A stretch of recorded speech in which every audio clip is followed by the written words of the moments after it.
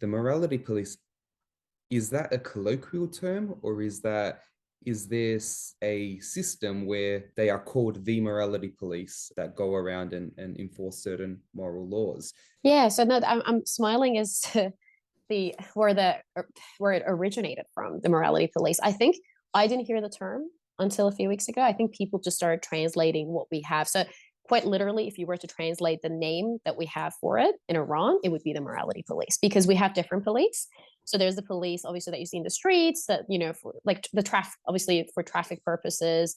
And if you get into an accident, if anything happens, they're two different police. So you don't see them killing people in the streets because they're not relevant.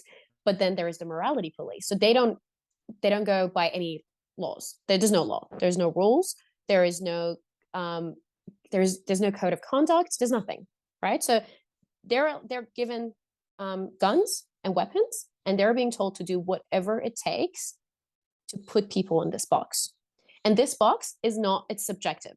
So it's not objective. It's like you could be a policeman in the morality police department, whatever they have over there, and you could think that, okay, this person, so they literally stand in the corner of the streets. For people that, I guess, they haven't seen this before, and obviously not a lot of people would, they would stand in the corner and you're walking past, and they would look at you, they would watch you, the way you're wearing it, and if they don't like anything, the way your glasses are sitting on your face, and I mean anything, they could say that, I don't like what you're wearing and I have a right to shoot you. So it's not, the definition of a right, I've been told that the definition of a right to shoot is incorrect, but I don't know how else to put it, because it's not lawful, but they do have a right to shoot because they're not held accountable.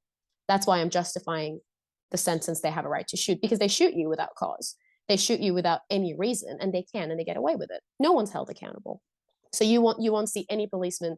So like, for example, with George Floyd, that policeman was held accountable, right?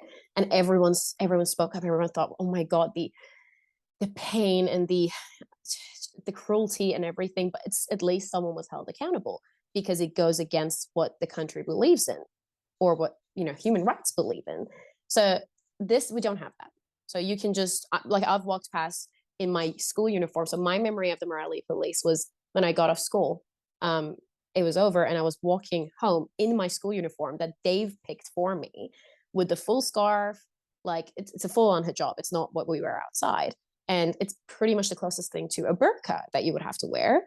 And the morality police stopped me because they didn't like what I was wearing, even though it's what the government's picked out for me. So they took me into the to the Wow. prison, to the same prison that I'm speaking about that is on fire. And then your families would be worried sick, because no one would know if you're going to come out alive. So, and then they get you to sign something like an agreement to say that if you're ever caught by the police again, which could be for any reason at all, then they have a right to take you in, and that's it, and no one would hear from you again. So you would sign this, and they would have it on record and on their files. How So old were you? I was 14, 15. Wow. Yeah, yeah, yeah. It was quite bad. And I remember vividly that the policeman whispered in my ear, saying that what I'm wearing is arousing and is turning him on. And I remember this vividly because I read someone say something very similar on social media, and it triggered me because it was so painful to hear that what I'm wearing, which was literally a burqa, was turning him on, and he's whispering that in my ear, and it just, the damage it does to a young lady. It's like, you look at yourself and you doubt, you're like, what am I doing, that I'm doing something to arouse this man? I'm doing something wrong, because there's no way in hell that you would think that this is okay. Well, who else would say this? This is another guy. And they would hold a gun to your head as a 14-year-old.